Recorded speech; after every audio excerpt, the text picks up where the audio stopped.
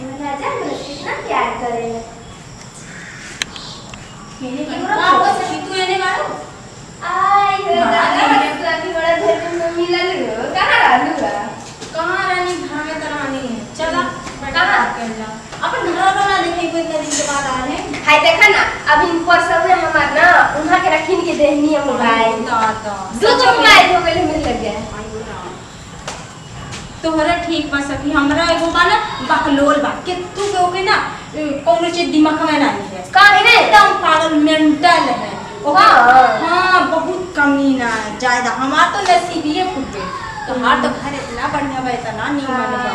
भाई जान नहीं वो हमरा मर्द कमाई छोड़े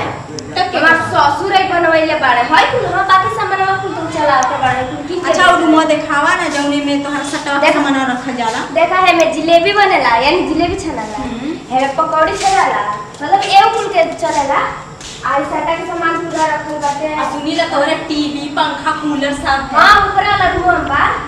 तोहरा ठीक बा हमार महतारी बाप ना कान को देख के कहने एक तो घर नहीं मरई घर है और दूसर बकलोल आदमी के थुक दिमाग नहीं है दिन भर भैंस चराई और ऐसे घूमत रही जुआता से शायद ना कह के कितना हम तो मरते न होवे तो कौन चीज लाग दे वो चाहे ना एकदम हमार नसीब ये फूट गया तारे को देवर वाला हमार शादी करा दे लो आई होता था ना इमर देवर नहीं बा यही कर जितना भी सॉरी मैंने सामान अपना पूरा बता दे उसको ले आवे बात तो ना जी हमर सखी होवेगा ना करी सखी देखा खाते बहुत सब ले ठीक है ना साथ मां जी ओकर सामानवा तो कम से कम मत बोली सखी के सामान बेइज्जती कर को हम पीठ की जवाब नहीं करनी ठीक है ना हम पीठ की जवाब नहीं करनी इन करो और मत तक अरे हम जो नहीं बोलनी ना बस हम जो नहीं बोलनी मुंह बोलनी भले के तीत लागे चाहे मीठ लागे नजरिया नहीं है ना मिलत अरे ना इतना अपने सखी के ऊपर विश्वास नहीं थे अब ऐसे ही तू बतियाते बाड़ू तार मार द बड़ा निमन बाटे और क्या करेगा तो मुंह में कहीं बेकार वाला तो गुस्सा नहीं बुने आदमी लोग के तना देखा ले ठीक है ना अब 80 किलो जब बहुत रही हां तो भाई कुल दिखा देनी रोवत नहीं और को गाना मत होती है ठीक है ना मां ठीक बजाई तो रोवे जगत ताकत नहीं ले है ना ताका ना सखी अरे तो घरवा देखा रहनी अच्छा घर देखत रही दावा है ना बघर एको देवर और बा ना हमर देवर रोज कुछ नहीं करे आई जा शुरू आई जा पहले परसों में अभी आई जा बाहर से ते मोबाइल लिया आई बैग वो सब लेके इधर तो कोनी कपड़ा खोल के फेंकला बड़ा अरे मत ना दिखावा ना जयमाल भी होश हो जा यार ना दिखावा अब दिखाई हम तो बतरू नदी हां पावर में एगो नाई चलेला एगो नाई 20 गो नाई चलेला तोहरा ठीक बा तोहरे तो रोज घुमावे लेके जाने बड़े बड़े होटल में खाना खियान और तो कुछ हुए ना करेला एकदम पगलेट है नसीब फूट गेले पता नहीं कल को देख के हमार पापा शादी कर देने मम्मी पापा हमर तो मन करना ना हम छोड़ के भाग जाए नहीं सखी ऐसन बात मत कर हां तो हर बनल बना तू ऐसे नहीं बात कर अरे चिंता काहे ले तो हम दे देता है के पैसा कौड़ी चिंता नहीं लियल जाला ठीक बा आओ हो जी के तो खेता सब पेड़वा लौकता वो अभी में 1 लाख बेचना बा राव दे बते उतर गेला जगह त अरे दादा दिन के बाद आप बतिया में तो का कर का बतिया का हो सकी ऐसे ने तो हर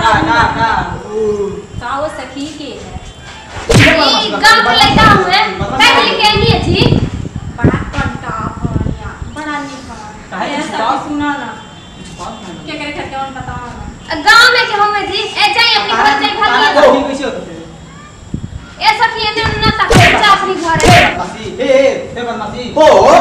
गाओ सखी तो हर देवर हमरा से झूठ बोलत हूं ना ठीक है ना ये और पक्की देली रहलू ना हमसे झूठ बोलत थी पहली हां तो झूठ ना बोली कर गारंटी पकड़ दिया ना सीधा साधा हम फिर नहीं हम पहले मिलल जी रहा गाँव में। शादी हो गई नो कौन का बारे शादी जी ना करत देखा जल्दी तो बोला मैं मामा देखो ऐसा बुला ले लेंगे के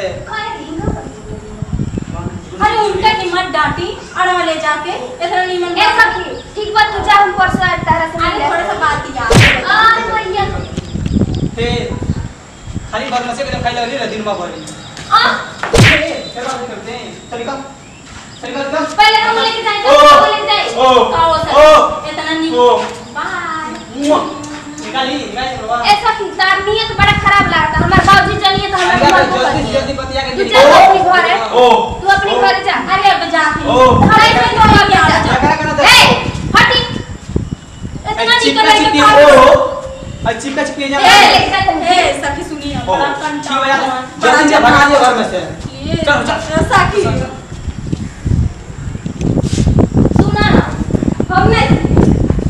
हमार साकी हो ना नहीं हमरा देवरे के पीछे मत पड़ो हमर घर फोड़े में लागल बा अरे नहीं फोन लगा लिया मेरे हमार खाली में शादी भई ओ। अब हमर बाबू जान जी तो हमरा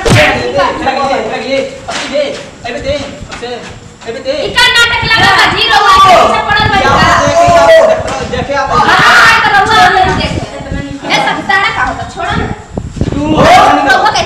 अरे मैया रे निकल चप्पल ओ अपना घर निकल आई हो दादा होय ना सोच का